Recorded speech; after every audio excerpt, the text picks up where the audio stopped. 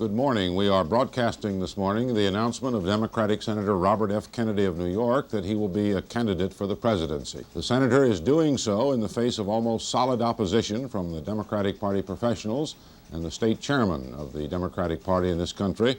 Only 3 state chairmen, New York, Oregon, and Tennessee, have come out in favor of Mr. Kennedy's candidacy. I am announcing today my candidacy for the presidency of the United States. I do not run for the presidency merely to oppose any man, but to propose new policies.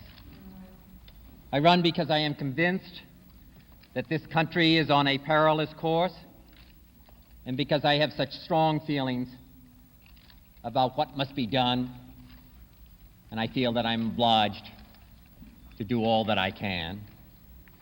I run to seek new policies to end the bloodshed in Vietnam and in our cities, policies to close the gaps that now exist between black and white, between rich and poor, between young and old, in this country and around the rest of the world. I run for the presidency because I want the Democratic Party and the United States of America to stand for hope instead of despair, for reconciliation of men instead of the growing risk of world war.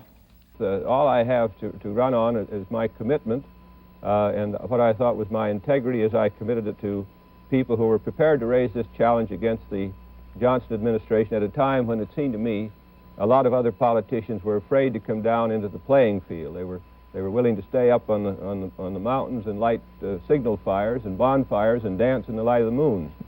But none of them came down. I'll tell you, it was a little lonely in New Hampshire. You were there. I walked alone. They weren't even coming in from outside, just throwing a message over the fence, you know. Well, Senator Kennedy says today that he'll come into Wisconsin. Well, I heard him say that, and we'll have to wait and see. I could have used help in New Hampshire. I kind of listened and waited.